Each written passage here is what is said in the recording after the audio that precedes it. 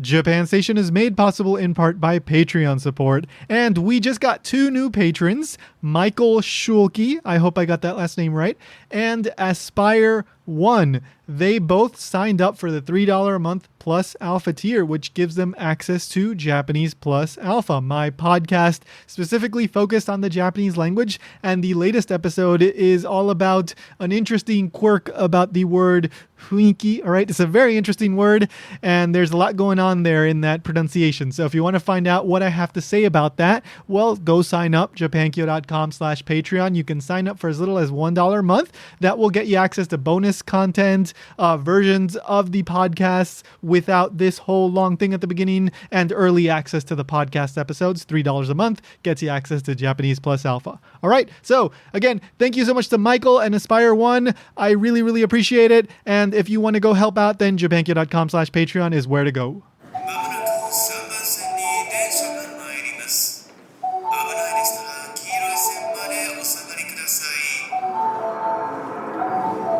Welcome to Japan Station. I'm Tony Vega. Third episode of the month. So normally I would only release 2 episodes a month on the 1st and the 15th, but hey, here's the third one for you, because the other day I was on Kickstarter looking around for interesting Japan-related projects, and I found quite a unique one that immediately made me want to reach out to the people behind that project and see if I could talk to them because, well, let me explain. So what I found was that someone was trying to fund a heavy metal album inspired by the Tokyo Olympics, right? Really, really unique idea here. And in that listing, there was a video that had this British guy with long blonde hair, super metal looking, like he could just like start headbanging right there. And so he talks a little bit about the album, and then they play music samples. So I thought, oh, this guy must be the kind of idea guy, right? This guy must have been like the guy behind this project. But no, it turns out that it's a Japanese guitarist based in Kyoto, really interesting guy named Takuya Yada.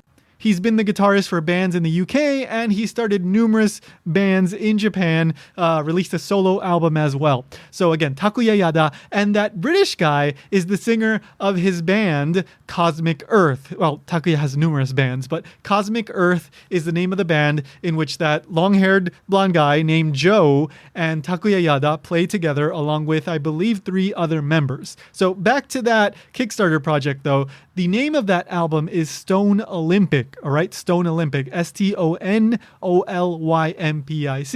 That's because the band that Takuya Yada and Joe are in is Cosmic Earth, right? And they play doom metal / stoner metal. All right, so stoner metal is this kind of psychedelic rock meets heavy metal sort of style of music. I wasn't too familiar with it, but I did a little bit of research.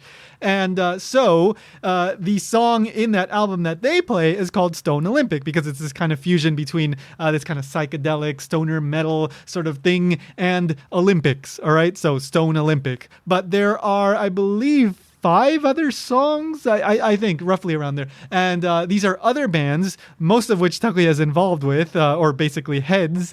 And they all have kind of slightly different takes on the Olympics. Some are kind of more like on the anti-commercialism sort of side of things. So really interesting stuff, really well-produced stuff. Takuya is just super, super talented. And that Kickstarter campaign ends on November 8th, all right? So that's November 8th in the US. So I guess that would be November 9th in Japan. But don't wait until the last moment. Go check this out. I will include a link in the show notes, japanstationpodcast.com. Of course, where you normally find the show notes. Or you can just go to Kickstarter and look up Stone Olympic, STONOLYMPIC. But regardless of when you're listening to this, maybe you're listening to this in 2025, right? 5 years after the deadline. You definitely should check out this episode because Takuya and Joe are just really interesting, nice guys with really, really fascinating backstory. So I think you're going to enjoy this. Anyway, let's get to it. Here is my conversation with Takuya Yada and Joe of Cosmic Earth. The next stop is Japan Station. The doors on the right side will open.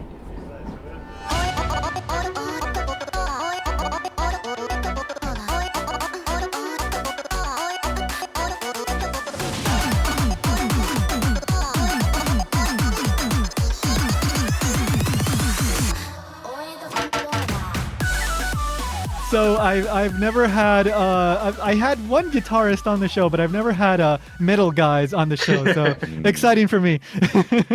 Yeah, you're kind of raising the antes there. I know. All right, so I do want to talk about the project, Stone Olympics, and I do want to get into that. But first, I want to learn a little bit more about you guys.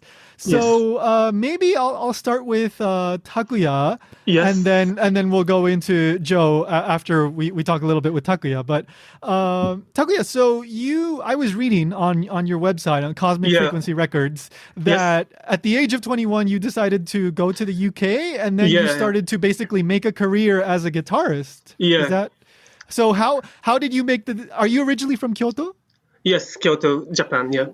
Yeah. So what happened that made you decide, okay, I'm going to leave Kyoto and I want to go become a heavy metal guitarist? Yeah, I always, wanted to be a guitarist, but, I play metal. So after graduate music school, I had to decide, making career in Japan or like a country with where the metal is really popular. Uh-huh. So then you decided so you can make your career in London? Is that where you decided to go? Yeah, because I really wanted to go to the Sweden first place, but I couldn't speak Swedish, so I decided in English speaking country. So Gotcha. Huh. So how did you get involved with playing guitar with bands and stuff once you got to the UK? Did you just show up at like music venues? How did you find people? Basically like what is called the board or online board. Oh, like a message board, like an online message board? Yeah. Mm-hmm. And I just put advertisement on the board, and some guys hooked up. So well, that seems kind of easy then. No, because when I went to the UK first time, I couldn't speak English at all, so that was my problem. Okay, that's not so easy. I met loads of people, but I couldn't keep conversation. So that was a huge problem for me. Did you go on a working holiday then? No, like a student at first. Oh, okay, okay. Uh-huh. So I studied, So you were studying English as well at the time? Yes. Gotcha, okay. Huh. But eventually you managed to get some work as a guitarist, and you were like actually touring, right? Around Europe and the UK? That was really, I was really lucky because the guy, the drummer who used to be in a band, like an ex-Iron Maiden singer. Oh, really? Yeah. And actually, I worked in a Japanese restaurant, and he walked in, and my owner called me. Your friend is here, and I was like, what? And I just went to the owners. Yeah. Then the guy who looks really metal guy stand and then luckily he was looking for the guitarist. And he just sent a message like a card. And he organized the audition. So I just come, and I just went and passed the audition. Wow. That's Oh, that's great. So what band was that you ended up with? It's called the Stuka Squadron. Okay, so I was listening to some of their music today, and I thought, these guys sound like Iron Maiden. They really have an Iron Maiden vibe. I was thinking that, so that makes sense. There's a connection there. Yeah. Because 4 years being a band. Yeah. I was going to tell you that, but that's great. Huh. All right. So, but how did you studied music in Japan before you went to the UK, right? And by that point you were already into rock and metal?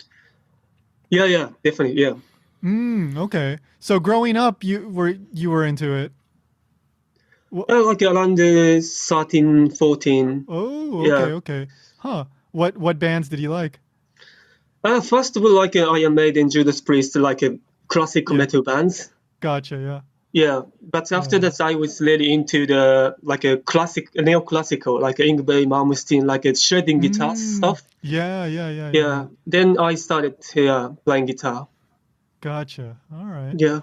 All right. So I do have more questions, but I want to switch a Okay, little Joe, bit over to Joe. Okay. Right. So Joe, let's see. Before I ask you, like, how did you guys connect? What led you to go to Japan? How is it that, because you're also in Kyoto, right? Yes, so I'm in Kyoto, and so it's, I don't know, this might be a long story, but I basically came to Japan with my parents, of course, because I was 3.5 years old. Oh, So I grew up here. So I Really? went, yes. So my whole education is in just the local Japanese public schools, elementary school, junior high school, high school, university. So my Japanese is technically better than my English. Huh. So, yeah. Interesting. So I didn't have a choice in the matter to come to Japan because it was my parents' idea basically. Yeah. Huh. But did you? I guess you would still visit the UK somewhat often. Yeah. So my grandparents would be in England, so it's the northeast of England. So I would visit there. And of course we'll talk over the phone, which is why I kind of retained a northern accent. I actually have a thicker accent than my mother because she teaches English, so she needs a correct pronunciation of English. So yes. Interesting, huh? And so were you also like a very musical person? Like, was that always a part of your life, or how did that come about? It was. So so like my grandparents, of course, would listen to their music. It would be like Elvis Presley, Bill Ives, all old folk stuff. And my mother would listen to punk stuff because that's her generation of punk and reggae. Sure. And of course, I would listen to stuff my friends would listen to, which is like Bump of Chicken, Gotcha, Ex-Japan, of course, Inagoraida, that kind of stuff. Yeah. But I gradually got into metal maybe about early middle school, early junior high school. So probably same time as Takuya in terms of age. And I listened to Halloween. It was the Keeper of the Seven Keys. And I listened to it on an MD.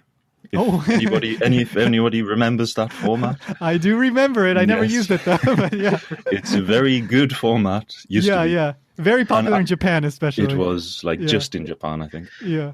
But I was just blown away by how unlike anything I had ever heard.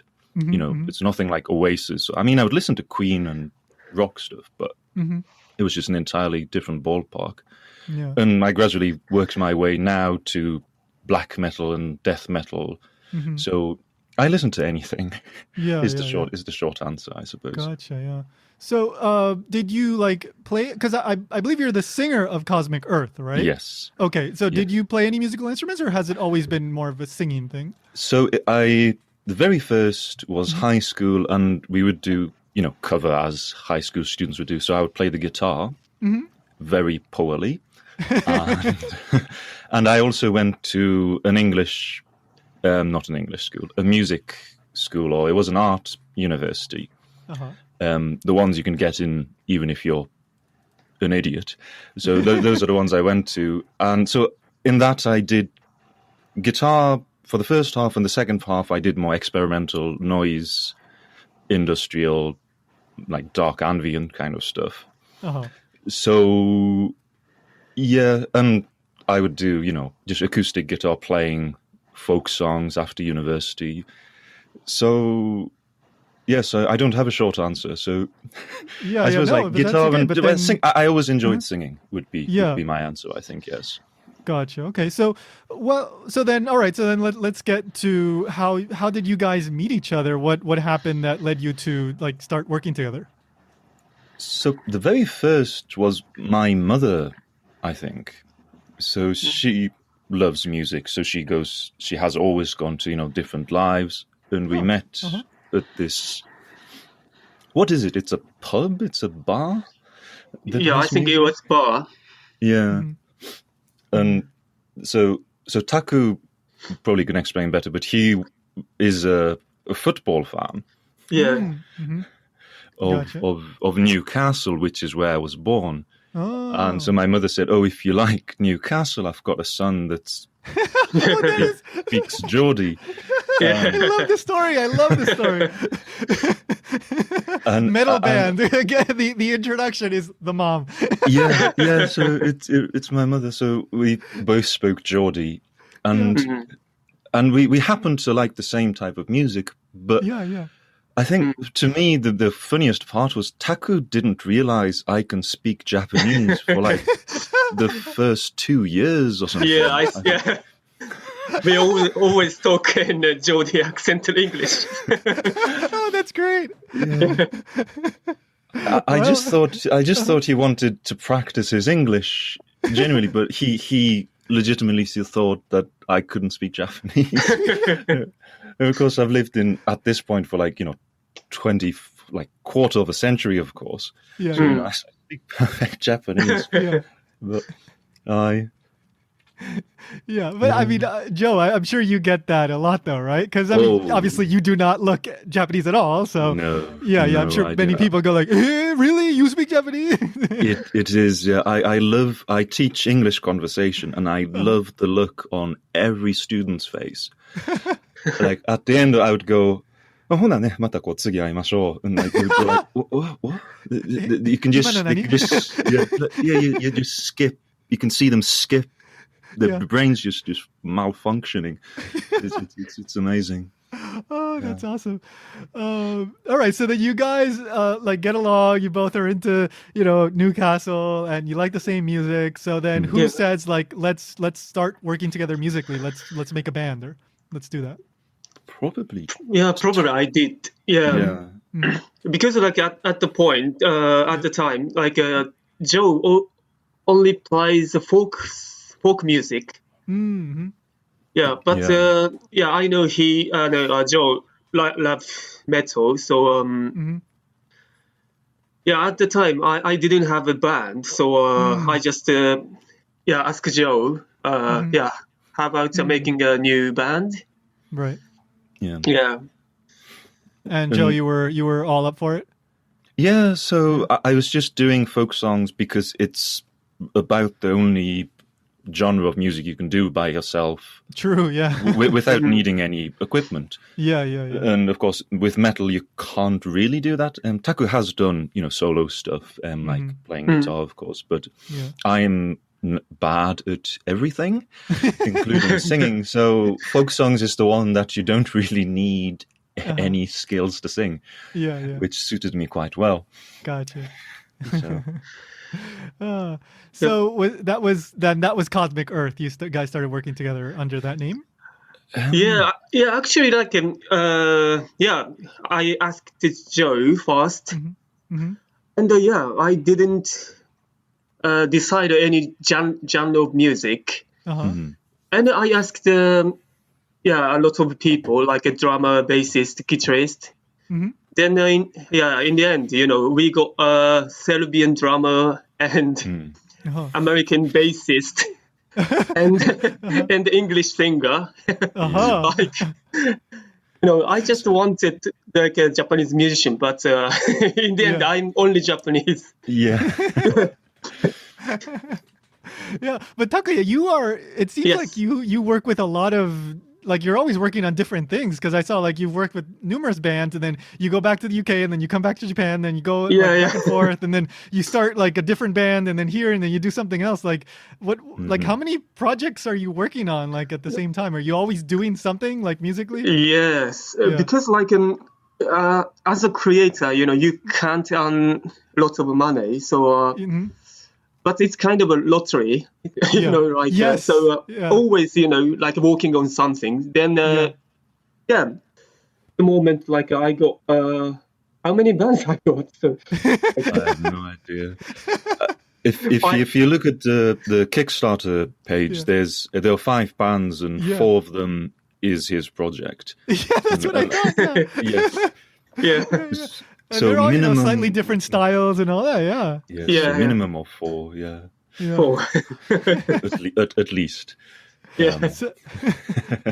So, is that Takuya? Is that like? Yeah. Is that your main thing, or do you have to like work other jobs to like support yourself? I work in a hotel. Yeah, but I can't answer. Which is the main job. Gotcha. Yeah. Okay. All right. So then, what is this like Stone Olympic, like kind of Olympic inspired heavy metal project that you guys are working on? Because I was looking at the titles, I was listening to the samples, and they seem like some very interesting ideas. So who can explain that better for me? Because I want to understand like where this idea came from and what you guys want to do with this. Well, as always, like Takuya's the idea guy, of course. I think, well, I'll let him speak, but I think the jacket basically tells you what you need to. So go and look at that. But like Taku, please, what is your thought process? Yeah, like there's one metal pub. It's called Crunch in Kyoto. And I always go to for a drink, and always like a falling metal heads there. Yeah. And more people than Japanese customers. So, like Tokyo Olympics, before Tokyo Olympics come, I just came up the idea like loads of foreigners, like foreign people, come for the Olympics 2020. Yeah, and probably like Kyoto is the ex-capital city, so. After the Olympics, loads of people come to West Side. So, we just make Olympics theme metal album. Then we can sell as a souvenir, Yeah, that's the first idea. Yeah. Okay. Yeah. And then it like, I mean, could you explain like some of the ideas behind some of the songs? Because what is Stone Olympic, for example? I mean, that's the first thing that stands out when you go like, what is this Olympic? Like, what does this mean? But I think I kind of know what it means, but yeah. Probably it's this Cosmic Earth theme. Like Cosmic Earth is always like like a doom metal or stoner metal. Gotcha. So like a stoner plus Olympics, then the Stoner Olympics. Gotcha. Yeah.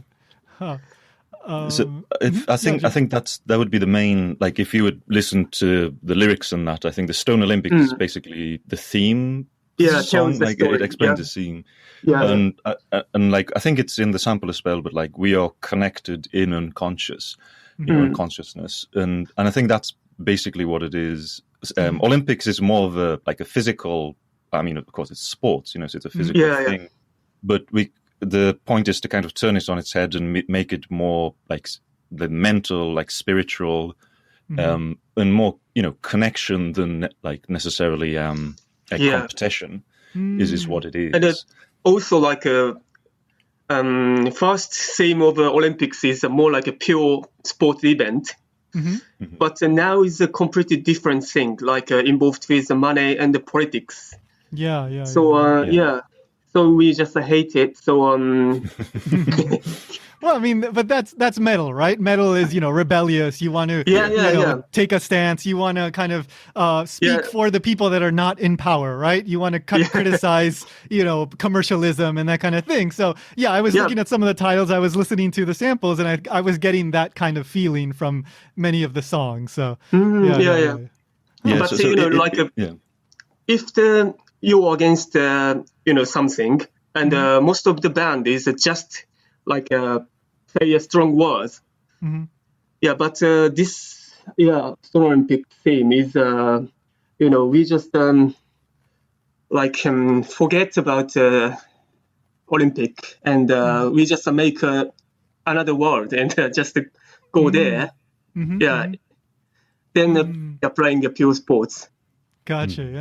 Yeah. So the message itself is about peace with Cosmic. The others kind of go into more of the aggressive, anti-Olympic side, but it is about like unification, but in a different way, in a more pure way. But I think I like some of the Prime Disease lyrics are more graphic, I suppose is the word. So there are various, like, how do you say, stories that each band follows, I think. But the main idea behind it was what Taku just said, I think. Gotcha. Yeah. So I'm curious, like you just mentioned there was a metal club or a music venue there in Kyoto. Is that really like the main place? Like, for example, do you like perform there a lot? Because you know, obviously when people think Kyoto, they don't think metal, right? No. Yeah. So how is it? Is that like really the main place? Yeah, like because the Crunch, the bar, is the only place for metalheads. So okay, if so you everybody like, gets together there. Yeah. I think that's more the thing. It's the keyword is the only place. In Kyoto, and that's what we want to change. Of course, we want Kyoto to be more of a metal, heavy metal city. Yeah, in a sense. Well, that would so be awesome.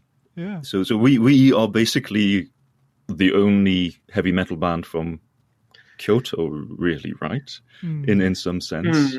Like in our generation, I think. Yeah. In our because all the bands are still in here. So, but our generation or younger, there is no metal bands in Kyoto, I think. Yeah, like I think like either like kind of anywhere from like heavy kind of hard rock to heavy metal in recent years hasn't been so popular in Japan, especially not mainstream, but maybe in like the 80s, 90s, it was kind of more mainstream, but these days you pretty much never hear about it unless you really look deep, right? No. Yeah. I think the visual rock type of stuff, if you know about Japan, you'll probably know that was kind of big, and it does borrow like musical elements from it. But like theme wise and like audience wise, it's a very different genre of music. So they'll have heavy sounds, but it's not heavy metal really. It is visual rock. And I think the more popular bands now that are leaning towards a heavy metal, I think kind of draws from that audience rather than like pure metalheads. That's not a diss or anything, but it is a very different type of audience, I think. Yeah. Thematically, especially like the kind of stuff that they sing about doesn't really match up. No. Yeah. So Takuya, do you get to? I mean, I know right now 2020 is an exception, but normally do you get to like tour around Japan? Do you perform in other places in Japan? In Japan. Or do you mainly, when you perform, it's mainly like when you go back to the UK? Actually, this Saturday, we play. Oh, okay. Yeah. As Cosmic Earth? Yes. Oh, awesome. Oh, okay. And that's in Kyoto? Yes. Oh, okay. So you guys regularly perform at, what was the name of the club again? The Crunch? The club is called the BlueEyes. Oh, BlueEyes. Okay, so that's the a different one. club is Blue. Yeah, so the club is BlueEyes, and Crunch is just purely a bar. It's a tiny. Gotcha. I shouldn't say that, but it is a cozy venue, so you can't really play. There's no drum sets in there. Oh, okay. All so right. that's like the main information hub, as opposed to the playing hub. And BlueEyes is also in Kyoto. Yes. Okay. Gotcha. So, okay. All right. No, I'm glad you guys are still able to perform, because in other places, people can't really do that right now. So, we are very glad as well. We are. Yeah. Awesome. Okay. Well, yeah, guys. So I will include the link to the Kickstarter and all that. But thank you. One last question is: do you guys have, or maybe Takuya, because I know you have your single, your single, the album that you did by yourself too. Like, was it Second Frequency? Seven fragments of the unconscious. I'm sorry. Yeah. Yes. I was listening. Very, very professional there. Yeah. No, I was listening to that today. I loved it. Oh, thank you. Do you have like music on sale anywhere? Is there anywhere that people should go to if they want to check out your music? Where should they go? It's Cosmic Frequency Records. Okay. So .com, yeah. right? Yeah, I was. Yeah, .com. Yeah. Yes, I was there. Then today. yeah, you can listen to the all band I'm involved, like Cosmic Earth, Black Despair, Prime Disease. No, there's no music. So, but still, you can get all information. Yeah. They all had in English, Japanese, and they had either YouTube videos or you had playlists there. So it was very good for me because I was doing all the research there. So. Yeah. All right. So I will include all the links there, guys. I wish you the best of luck with the project. Oh, thank you very much. Yeah, very interesting, eye-catching project. So. All right, guys. Thank you. Yes.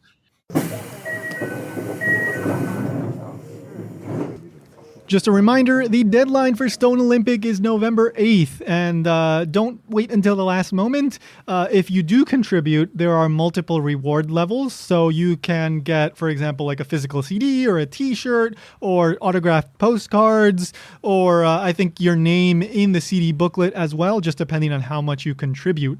And even if you're listening to this episode long after the end of that deadline, still check out cosmicfrequencyrecords.com, or you can look up Takuya on Bandcamp as well. That's where you can find his solo album, 7 Fragments of the Unconscious. I was just listening to that again. It's a really good album. Like, he's just a really talented guy. So I'm looking forward to what other interesting projects Takuya has in the coming year. So go follow them, go check them out. All right. If you have some other interesting Japan related project, especially the kooky, quirky kind of ones, I love that sort of stuff. So feel free to reach out. While I can't guarantee that I will have you on the show, I will certainly take a look at your project. And if I think it's relevant to the listeners, I will help get the word out. So you can email me at mail@japanstationpodcast.com. You can follow on Facebook and Twitter at JapanKyo News. And of course, remember to subscribe. That is the best thing you can do to support the show. Remember to rate, review, and tell a friend. Thank you so much to Me for providing the theme song. That does it for this episode. We will be back on November 1st with that previously promised episode with Dr. Timon Screech, all about the city of Edo. Really, really fascinating conversation. Also, on October 21st, I released the latest episode of Ichimon Japan, which is all about Japanese names. So where did some of these last names come from? What are the most popular baby names of recent years? Why did I change my name to Tony Bath Washington? All that stuff is in that episode. So go check out my other podcast, Ichimon Japan. You can find it at japankyo.com/Ichimon Japan or wherever you get your podcasts. And one last thing, this is not really relevant to anything else I've discussed or really anything else on Japan Station normally, but I do think it's an important thing to mention. The American election, the U.S. election is right around the corner. If you haven't done so yet and you can, go vote. Go vote. I mean, I did that already. It's a really important thing. So go do that. Make your voice, your opinion heard, and make sure you do that before the election or on the day of the election, whatever it is. Just go do that. All right. So thank you for listening. And remember, go find your miniature pony. Just do it!